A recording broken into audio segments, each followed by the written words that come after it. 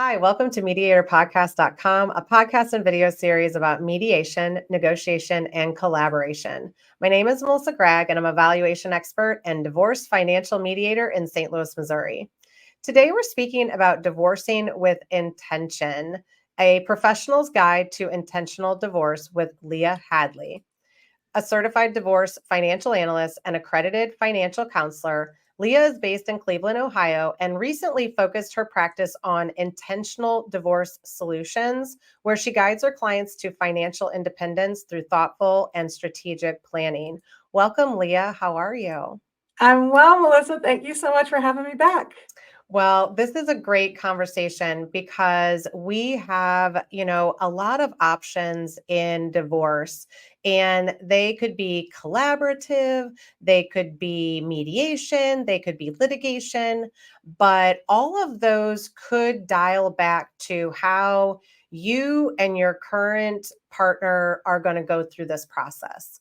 So, in this divorcing with intention, I think that we might need just a little bit of an explainer of what does this actually mean, or what do you feel that this means, of how you would do an intentional divorce and how maybe it differs from some of these traditional things, because for the most part, people don't know what to expect anyway. So how do you layer this intentional divorce concept into it? Well, and that's exactly it, Melissa. People don't know what to expect. And so they're very much reacting to things very often throughout the divorce process. And intentional divorce is being about being proactive, about looking at the process not as a game of chess, but more as like a puzzle that we need to solve together. And really understanding that throughout the process, you have a lot of choices, even from that very beginning moment of how am I going to go about this process, right? You mentioned collaborative divorce, mediation, there's traditional litigation. You have to first make a decision, but a lot of people don't even make that decision. They just default to that traditional route because they're not necessarily educated or informed about the various options that are available to them. And so intentional divorce is really about educating yourself and empowering yourself to look at this process as, how am I going to solve the issues that need to be solved in front of me so that I can transition to the best next chapter of my life for myself, and for my family. Well, and some of it seems like taking charge in some capacity. And I think that sometimes I'll also see people ask a lot of questions to their friends and be like, Right. well, how did you get this done? Or how did that happen to you? And that's not always going to be the best way to go about it. You also will start to cement your mind and like, well, my friend said that I should expect to get the house and that I'll have the kids all the time and I'll have this, when that might not be the actual reality, right? Absolutely. And I think that is a big issue that comes up when people are trying to look at the process from a proactive perspective, that they're listening to all these other people, that maybe, you're deciding that your current spouse is the enemy, and that you're creating this sort of combat zone and you're both kind of building up your teams. But it doesn't have to be that way. And I think that's really important for people to know. No two divorces are alike. I mean, I work with so many different people. I cannot point to two divorces that are exactly the same. There are so many differences. Even if it's, two people who make relatively the same amount of income and have children the same age, still they're not going to have the same divorce. Yeah. And I think that, in some contexts, even not having an opinion on how, like maybe even stepping back, but even to get into, because I think we're going to, talk more about what this really means, but, what kind of got you in this space? Because this really is kind of a process that you are championing and coining and trying to get people to understand. So, what inspired you to start to look at facilitating intentional divorces? I've worked with so many people over the years who have felt so incredibly disempowered through the divorce process. And it's heartbreaking to witness. In a lot of cases, these are people who felt very in control of their lives prior to the divorce. They may have careers that they are very successful in. They may be very involved in their children's lives in so many ways. They had a lot going for them pre-divorce. And then going through the divorce itself, the experience of the process itself, can really beat you down in a lot of cases.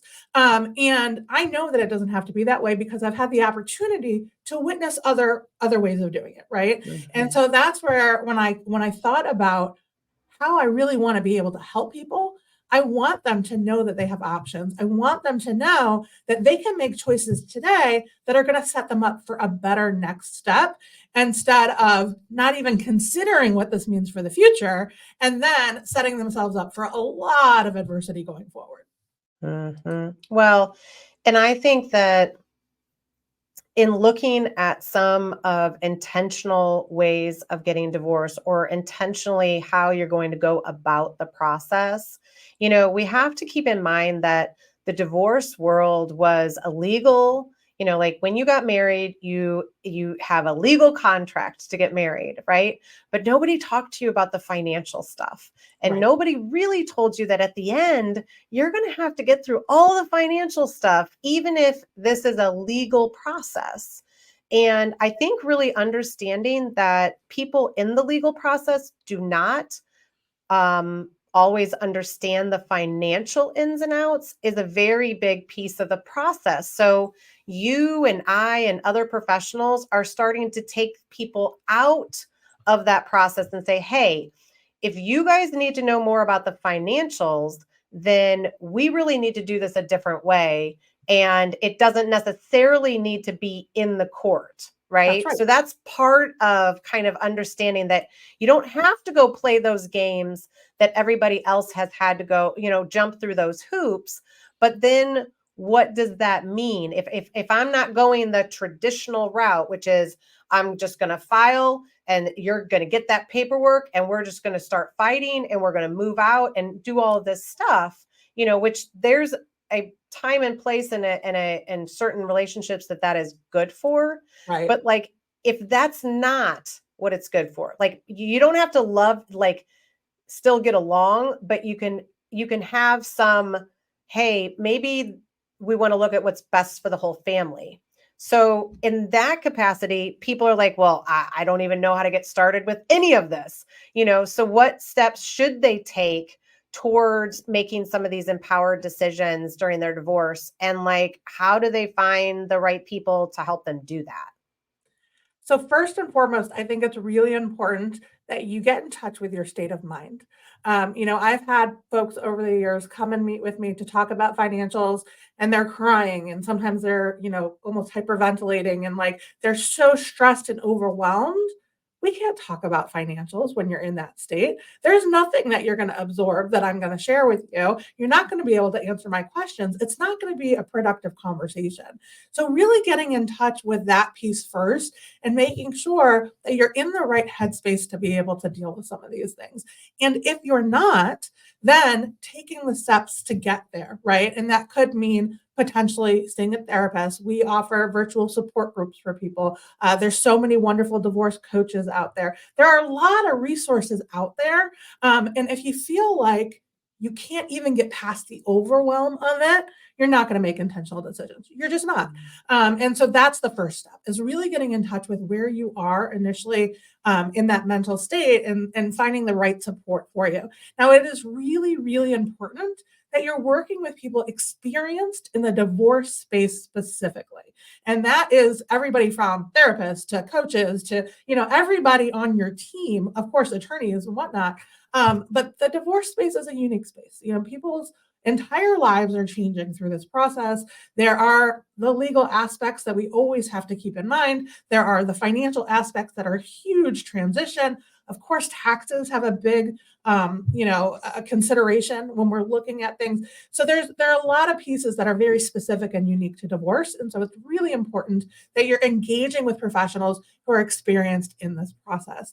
And to some extent, kind of to speak to what you were talking about before, Melissa, to shut out some of the noise. So whether that is your friend who recently got divorced or There are all these groups on social media. I'm sure they're very well-meaning, but boy, I have seen some horrible responses to things where I'm just like, that's just not true, but people are taking this as if it's a fact in a comment in a Facebook group or something, right? And the other thing I've seen, which has been really frustrating as a professional, is people putting themselves out there as an expert online. And then if you look up their credentials, they're not credentialed at all, right? And so it's really important to surround yourself with a team of people who can help you in this way. But the first step, again, is getting that mental clarity. So then, like, if you're working with a financial professional, you can really look at the numbers and talk through your goals and that piece of it. So that way you can make good financial decisions. It's the same thing with an attorney, though. An intentional divorce doesn't mean that you're not getting legal counsel. It's important to understand the laws in your area. That's important to know that and to educate yourself on that. We operate in that context, right? And so understanding that is really important. But not every attorney is focused on that intentionality, right? There are a lot of attorneys who want to stir the pot. There are a lot of attorneys who like to go to court. You want to find somebody who's willing to educate you, give you options, listen to you. But then on the flip side of that, the attorneys have to give their advice and their guidance based on the law, right? That's what they're doing. And sometimes that might not be in alignment with what you're feeling would be the right intention for you. Being able to communicate that to them and let them know, I understand the law. I hear what you're saying, but we want to work through this piece of it outside of the court system. And I'm not necessarily going to go along with your guidance in this case. Now, there are some attorneys that are receptive to that. They understand this is your life. There are some attorneys that are not so receptive to that. And so finding those folks on your team who can really help you navigate this process, but with you as sort of like, if you think of the hero's journey, right? Like, it's your journey. This is going to impact your life at the end of the day. And so you responding to, my financial guidance or Melissa's financial guidance or, the attorney's guidance, it's not impacting our lives forever, right? And so I think it's just so critical that you put yourself in that driver's seat. Now, I think it's interesting, the mindset. So you started with mindset, and it's interesting to me because I had an epiphany while you were talking. Like, in going through divorce, you become a different person. Like, the process of divorce, like, you're not the same person that you started out with when you end. And sometimes you switch professionals during that process. And I never kind of connected that, but I think that the mindset is very important because if you don't start to focus on what is in your own best interest first, and then your family, children, or other things, I think we get into this space of like, I want that because I don't want you to have it. Right. Or I want that because they don't want, like you're sometimes in a relationship making decisions based on that other person still, even if it's traumatically connected, you're still making those same decisions where you really have to center on like, what do I like? A house, right? Well, I want to stay in the house. Why? Well, because I don't want them to have somebody in my bedroom, in the future. And I'm like, yeah, but do you want to is it too expensive for you? Is it too this? Like, we have to, I think in some ways, to get to that intentional decision making, you have to almost start to become your own person. Right. And like, what do I want? Which sometimes that conversation people have never had. Like, I've thought in a couple, I've thought as a family, I've never put myself first, right? And now you're coming to this and people are saying, well, what do you want? You're like, I don't know. And I'm wanting things to maybe keep them from the other. Like, do you want that Right. motorcycle? Well, I don't want them to have it. Well, can you ride a motorcycle? No. You just want it so that they don't have, so I think that is part of it too. Absolutely. And I think one of the biggest pieces of that intentionality is to not necessarily rush through the process. And a lot of times, once you make that decision that you're moving forward with a divorce, you want it to be over yesterday. Nobody likes to be in this sort of middle space of like not quite knowing what their life is going to look like. And so a lot of times people are in a rush to get through the process. But I had a client who I've been working with. She's going through a very difficult divorce, unfortunately. But she said to me, because she a whole history through the marriage of issues. And I said, why did you decide to divorce now? When you've been experiencing this for all these years. And she says to me, you know what? My kids are grown. The business is doing okay. I know I'll be able to support myself. Financially, we're in a good place. This is the right time. And I thought, I love that because so many times they're reacting to like an affair or something that happened. And it's like, I'm not giving myself the time and space to create the environment that's going to allow me to transition easily, right? This especially happens with people who have a significant amount of debt. If you have a significant amount of debt between the two people, when you get divorced and you're responsible for half of it on less income, it can be just an absolute nightmare for people, right? And so getting to the point of, okay, we know maybe that we're moving forward with a termination of marriage, but how can we financially improve our situation so that we're both better off when we decide to split, right? And so really thinking about things in all different ways in terms of being intentional and how those decisions are impacting you today and in the future. Well, and I think that, another thing that you said is at the beginning, people are asking their friends because they want to know what to expect, right? There's so much unknown in the divorce world because so many people can go into different ways of getting divorced and have totally different outcomes. I think that they're asking these questions, not realizing that that could have been a one-off situation. And I think that people need to realize that when you go to get divorced, there are financial issues and there are legal issues. And most of the time, the lawyers want to cover all of that. And the reality is what we're seeing now, it's sort of like in the olden days, we let the lawyers do everything. And now we're really realizing, and even the attorneys are realizing, like the financial professionals really know what to do. They can govern the process. They can work people through it. But then you get to the point of saying, well, but the court does it like this. And we're not necessarily going into the court. So it creates like creative ways that you might be able to problem solve when, you have this debt. Like you want to talk about debt. What if you both signed on an SBA loan? Neither one of you are coming off of that, like not anytime soon. Right. So you might have to, and the court sits there and it's like, I don't know what to do with this, guys. So you're going to have financial situations that the court or other professionals didn't know how to deal with, right? That's right. So I think that that's another one, but maybe we have some examples of how you can make these decision-making, this empowered decision-making positively impacts your divorce process. A little tongue-tied there, but because I think that we hear the stories about how things went wrong, right? We very rarely is somebody coming in, listen, I had this great, calm, peaceful communication with my spouse. Like they're not singing that from the rafters, so how are we actually seeing this take place? So in my own practice, I see it most commonly when I do work as a financial neutral. And it's not as a financial neutral in the traditional sense of like a collaborative divorce, but where two people are working with me through the finances. Typically, those people don't necessarily either have children at home or they're not really conflicted around parenting issues. They're really trying to understand the financials.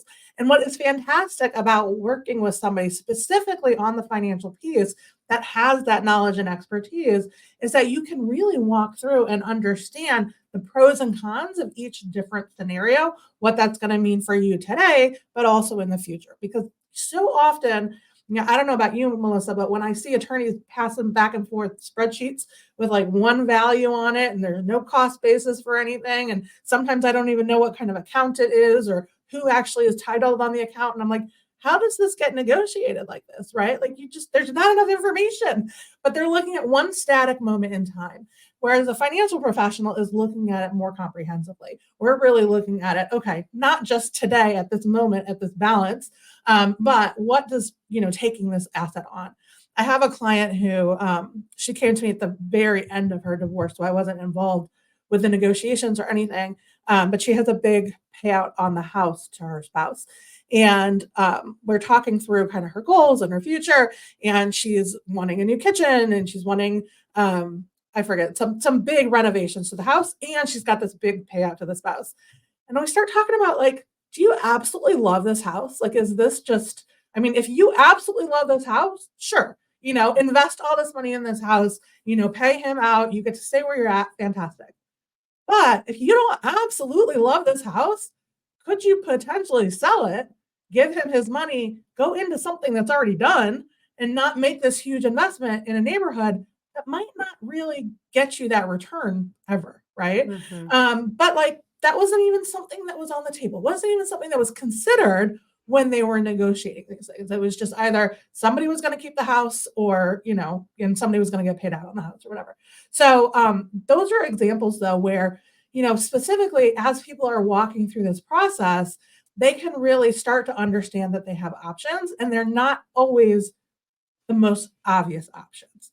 I have a client who was really struggling with income and did decide to keep the house, but then built like a separation so they were able to rent out part of the house and stay there, right? So that way we could bump up the income high enough so that way she's able to stay where she wants to stay.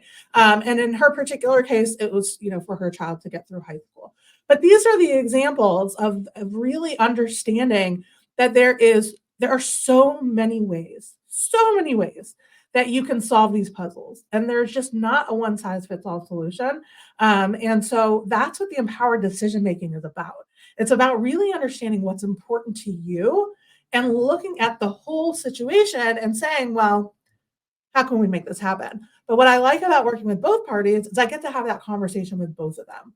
What are you really worried about? What is next for you? How do we fit that into the plan? And ask the other spouse the exact same thing. And then it's so much easier to get to a resolution when everybody's goals and concerns are being taken into consideration. Well, and I think that, there's, I think, again, let's talk about the olden days. The olden days would be like, we're going to get divorced and I'm going to take you for everything I can. And you're going to think the same thing. So that's why we get the best lawyer. That's why we get, valuation experts. That's why we get financial neutral, all these experts, right? And then we fight them and one goes high and one goes low and we fight. The reality is that there's going to be a winner and a loser, right? Somebody hired the better attorney. They came up with the more creative way to screw over the other party. And you're not going to be any wiser about it, right? So this is really, and I like this because we do a lot of this work as well.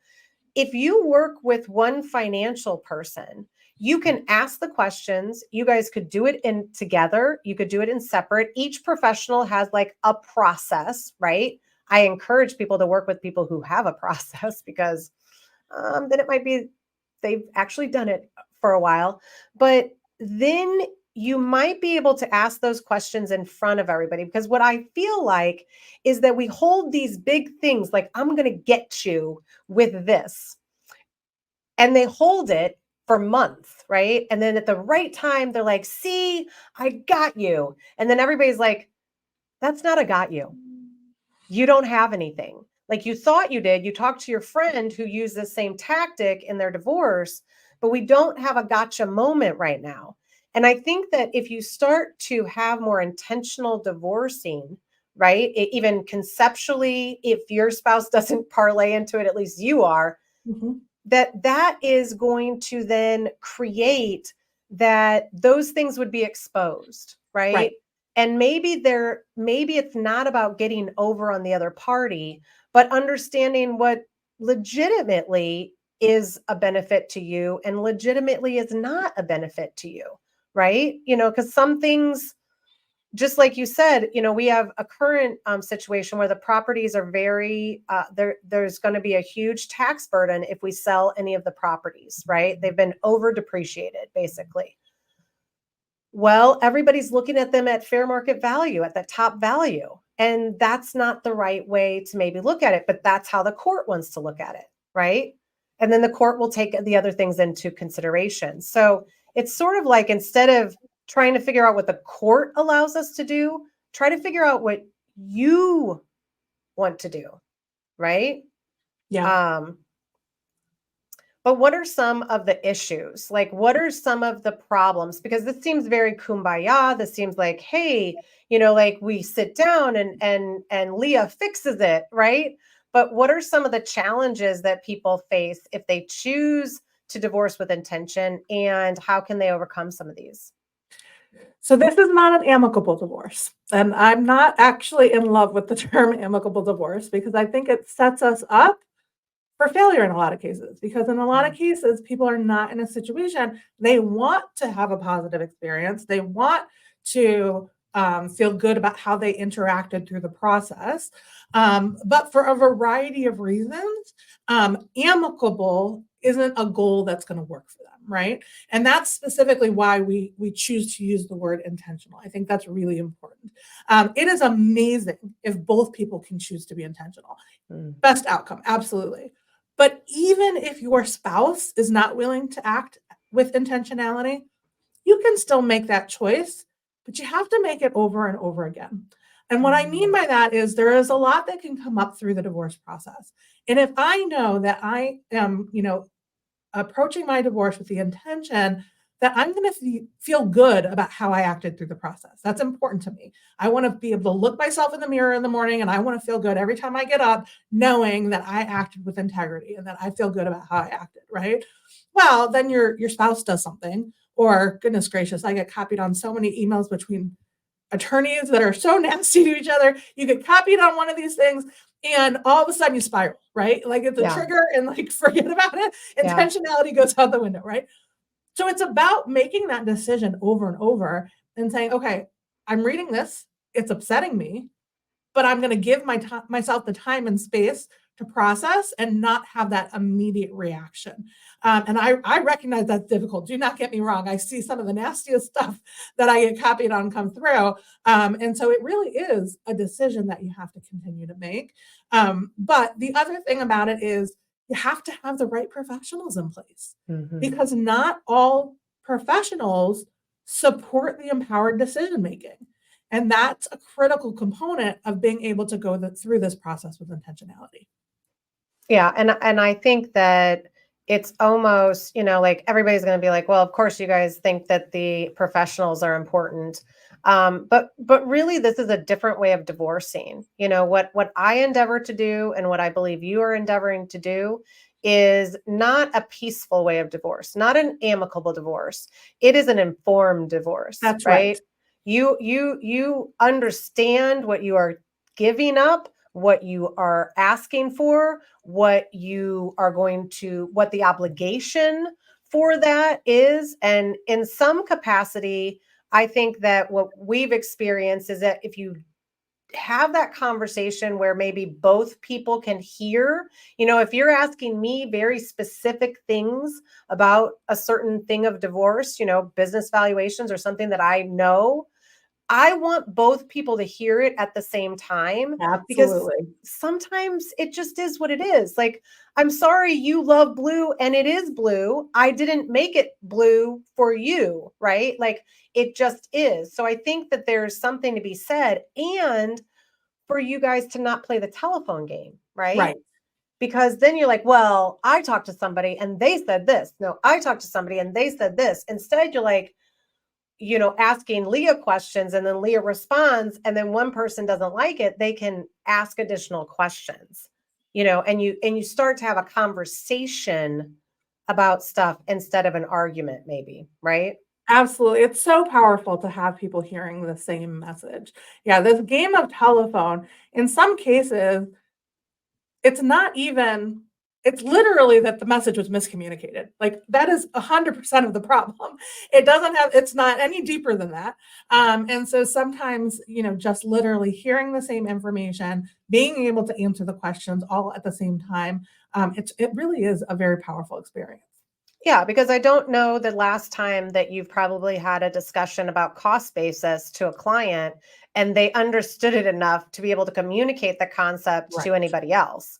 And so we're not saying it's almost like some of the legal issues are easier to understand at this point than some of the financial. And if you continue in court, nobody's really going to, like, we're going to continue to have to educate everybody in court as opposed to just educating the couple in some capacity. Don't you agree? 100%. And they're going to pay for us to educate everybody else, including the couple. That's right. Unfortunately. Well, and I will say, at least I think that's actually the best outcome. So many times nobody gets educated. And then, people will reach out to us, in some cases years after the fact, and I'm looking at their agreement trying to figure things out. And there are like gaping holes in their agreement where, and this comes up with pensions all the time, things just were never discussed. They were never agreed upon. They just weren't even addressed.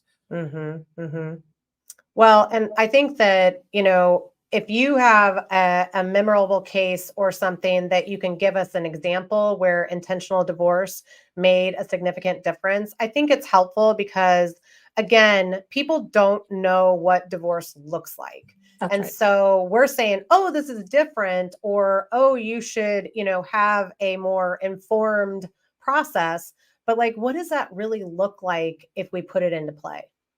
So I'll be honest, part of it is being vulnerable. And I think that's part of what makes it so difficult is getting past that vulnerability and acknowledging, for the work that I do, I'm knee deep in the finances all the time. For a lot of people, they have to acknowledge that they don't fully understand their financial situation.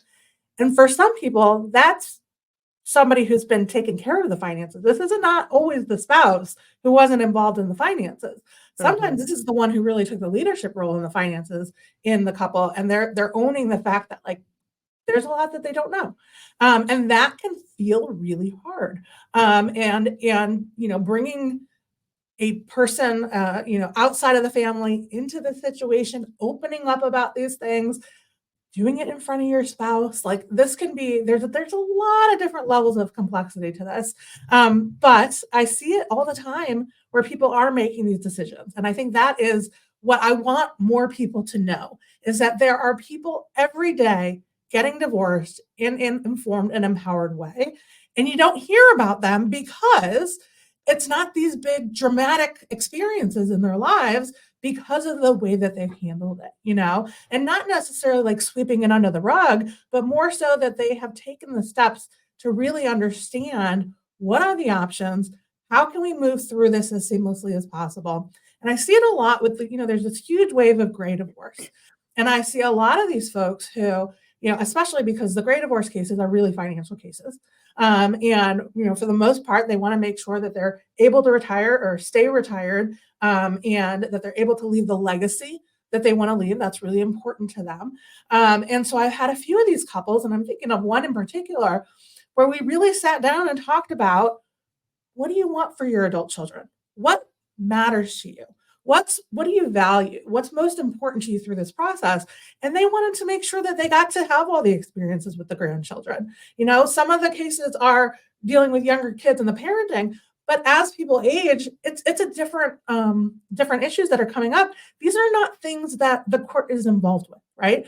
But these are real family issues that need to be discussed if you want to have the kind of relationship where you can both be present in your grandchildren's lives, right?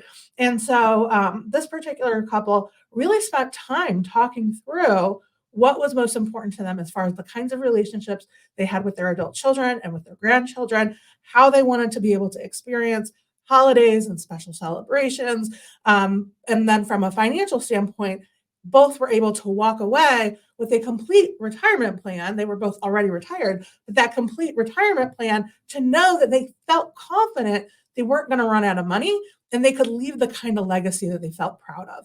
But working through all of the details of that, a lot of that doesn't fall neatly within divorce laws. It just, that's not space for it.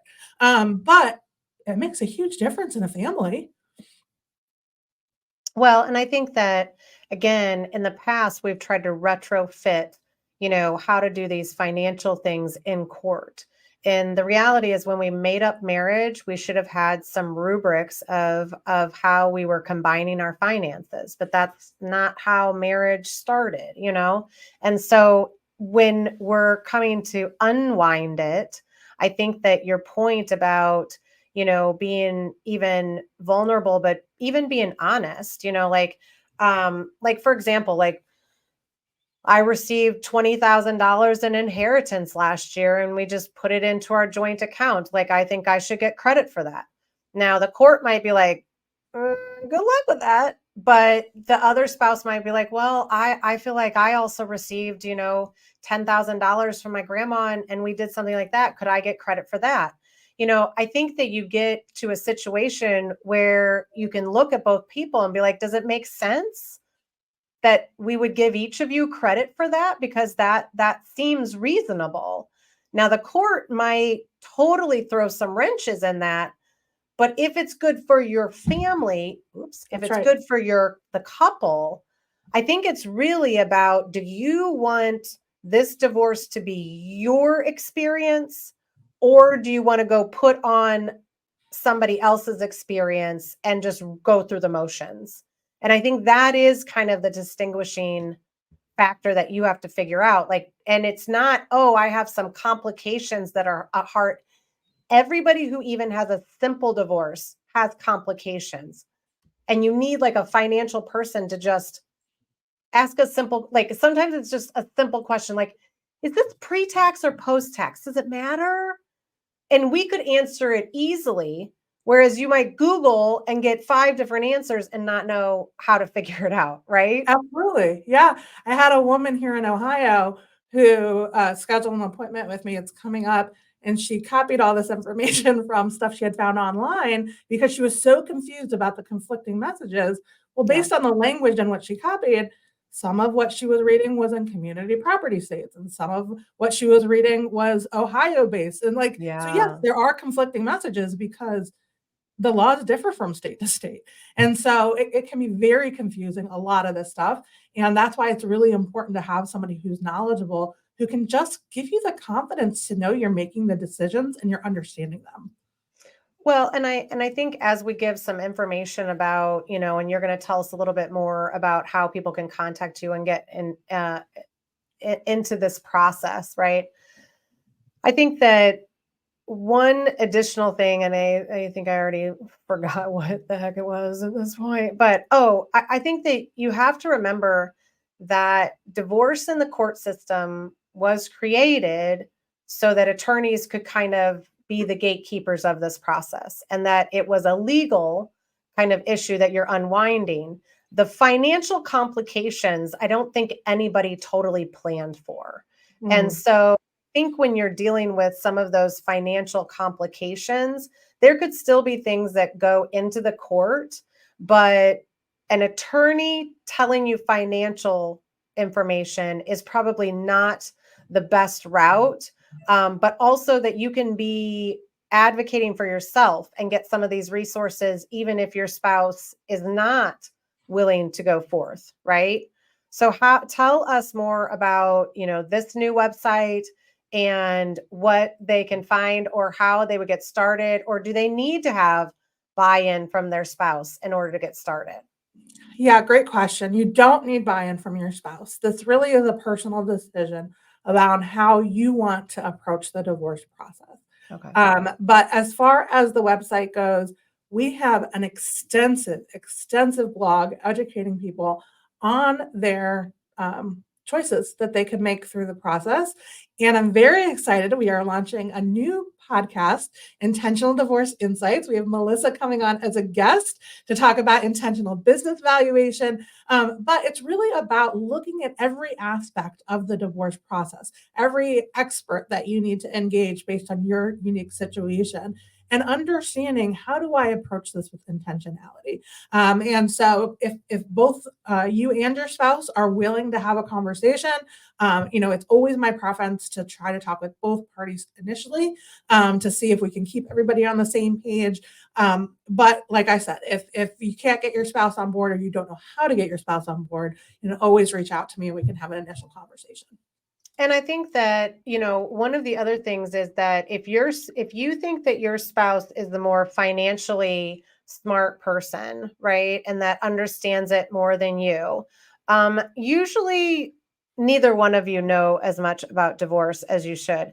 But even if you think that that's the case, when we've gotten involved in situations, sort of at the beginning, if there's really this discrepancy of understanding of financials, we'll have the conversation of like, hey, I know we're doing a lot of these meetings together, but it would probably benefit one of you to have like after each meeting to have an additional hour conversation to make sure you understand. Do you both feel comfortable with that private conversation to really just, maybe dial it down a little bit, not bore one, because what we'll normally see is the more financially savvy person is like, I don't want to sit here and talk about this, right? In most cases, it's all relevant information for both, but there are times where we educate one party. And if you get that trust and you get that confidence that, like they have to understand it's not our money. It's Right. not our circus. It's not our monkeys. It's not our problem. Like we're really just giving you like what we know is sound financial advice, regardless of where it falls on your pile or their pile, if it seems favorable, right? Yeah, and actually, to speak to that, Melissa, I have noticed in my practice, and I was looking back over like who our clients have been and who has really chosen to approach the divorce with intentionality. And you'll find this interesting. The two most common professions that reach out and want to really focus with intentionality: accountants, this is not their area of expertise, and attorneys. Yeah. So those are the folks who, see the other side of things and recognize that there's another way to do it. And I think Yeah. attorneys more than anybody know that they want to keep the process out of the court. Absolutely. And again, if it's phases and it's steps, you might have different needs at the beginning than you do at the end. But getting a consistent financial person throughout that's Mhm. checking things, that's saying, okay, well, we talked about this, but I'm seeing it look different over here, is always a good sanity check for the legal piece of it. You still might need lawyers to file things and go through that process, but it's really the educational piece, Right. and if people want to push you through very quickly, that might be the time where you're not getting all of your questions answered. And you're just like, well, they told me to pick something, so I just picked it. Yeah. Right. But it really is a little bit, I mean, and if it can go quickly because you got your questions answered, great. But for the most part, it is a process. So they can reach out to some of these ways, and we will be talking about valuations on the podcast. But if people have more questions, they can reach out to you. Can they usually sign up for like a consultation with your firm or with people in Yeah. your staff? We do a monthly information session where you can come and learn about all of our services. That's a great way to just dip your toe in the water and kind of get to know us and see what's going on. Or if you're ready to really talk through the specifics of your situation, you can schedule a free consultation. Oh, I love it. Okay, that's awesome. So the monthly thing, that's a good idea. I might have to deal that. Go Anyway. for it. Okay, well, this is an amazing concept, and I think that a lot of people are moving towards this, whatever you want to call it. Getting educated about your divorce should be your priority. So reach out to somebody, but we do think that we are doing things a little bit ahead of the game. So the other thing is that if something like this makes sense, usually I encourage people to reach out, even if you're, like I know that if I'm not the right person, I have no problem saying that and directing you to the right person. And that is a way, you can do a lot of Googling online, but if you find somebody, reach out to them. Maybe they're not the right person, or maybe you know that they're not the right person, but they could be heavily connected or give you some insight to where to go. So Absolutely. we appreciate you, Leah, and I'm sure you'll be on again. Who knows what we'll talk about, but we appreciate you today, and hopefully people will reach out and go on a different path to divorce. That would be great. Thank you, Melissa. Thank you.